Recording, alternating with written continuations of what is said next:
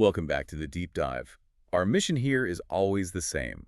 We take some really complex source material and just try to unpack the core ideas for you. And today we are getting into the work of C.S. Lewis. That's right. Specifically, we're looking at his explanation of the Christian life, which for him is not just about, being a good person. No, not at all. He argues it's about getting a whole new kind of life, what he calls the Christ life. So we're going to break down how he says this life is spread, how it's kept going, and what this whole super biological thing he talks about actually means. And the brilliant thing about Lewis is that he takes these huge, mysterious theological ideas and just grounds them with these common sense analogies. It makes it all surprisingly clear. Okay, so let's start with his central claim. It all begins with Christ himself and this idea of perfect surrender and humiliation. Right, and that sounds like a paradox, but Lewis breaks it down. The surrender was perfect because Christ was God. And the humiliation was perfect because he became a man. Exactly. So the whole promise is that if you share in that humility, that letting go, you get to share in the victory over death that came after, which, leads to real happiness. And he makes this striking point about evolution.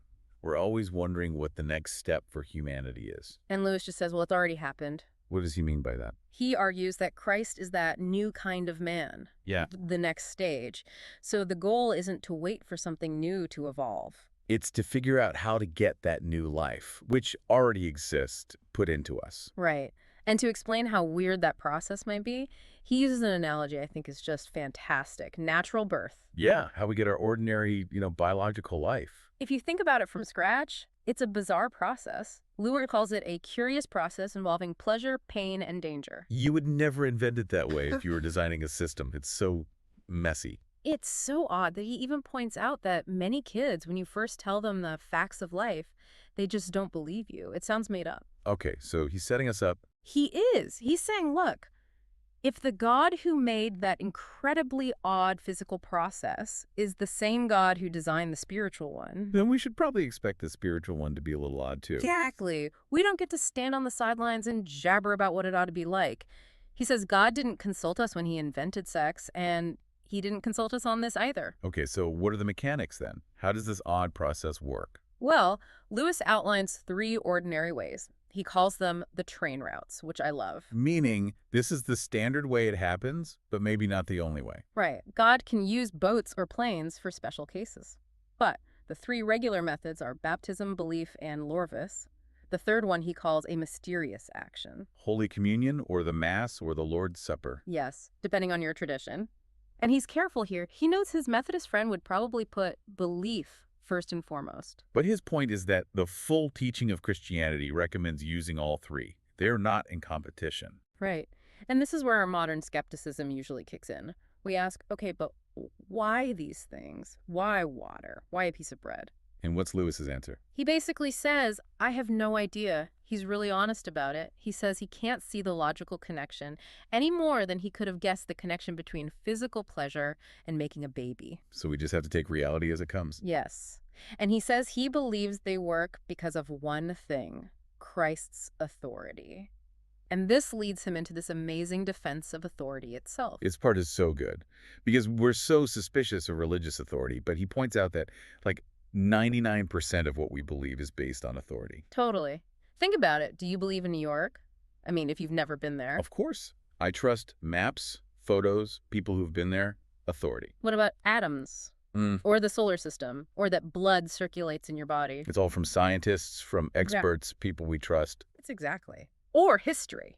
The Norman conquest. We believe it because historians, the authorities, tell us it happened.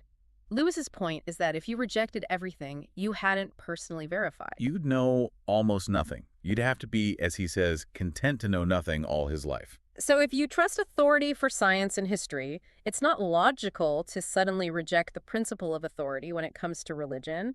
The only question is whether you find the authority, in this case Christ, to be reliable. Okay, so that makes sense of the 3 conductors. You do them because the one you trust told you to. Precisely. But then Lewis has to correct a potential misunderstanding. Which is that these things are like a magic spell. Yeah. That they replace the need to hourly, try to be good. Exactly. He says that's not it at all. It's about receiving life, not manufacturing it. He goes back to the natural life analogy, right?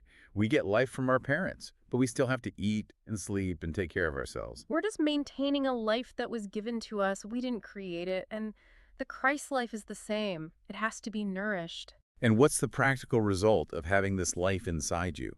This is key. It's the repair mechanism. This is so important.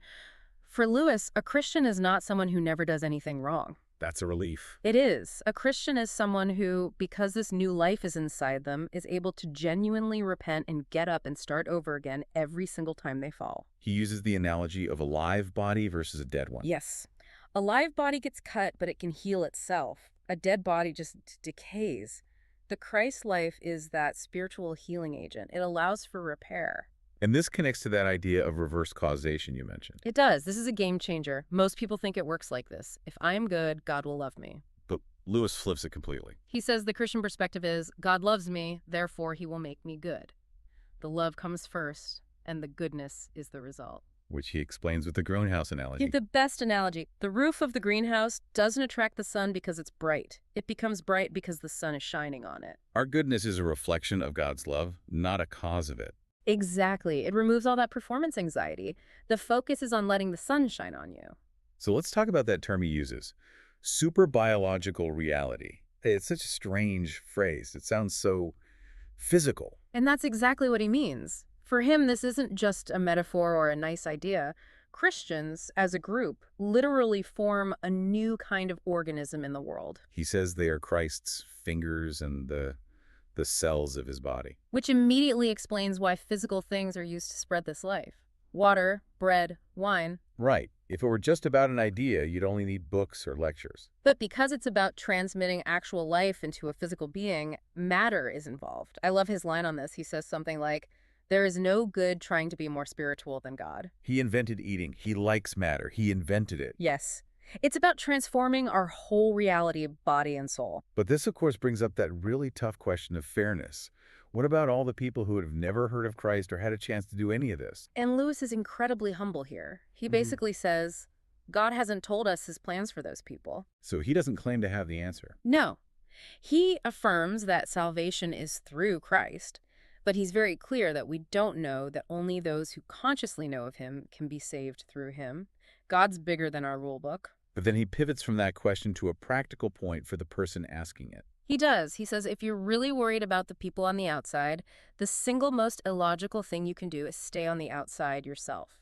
Why? Because if the community of Christians is Christ's body on earth, then every single person who joins makes that body stronger and better able to do its work, which includes reaching those people you're worried about. So your concern should drive you to join the effort, not just criticize from the sidelines. Exactly. Yeah. And that leads to his final point.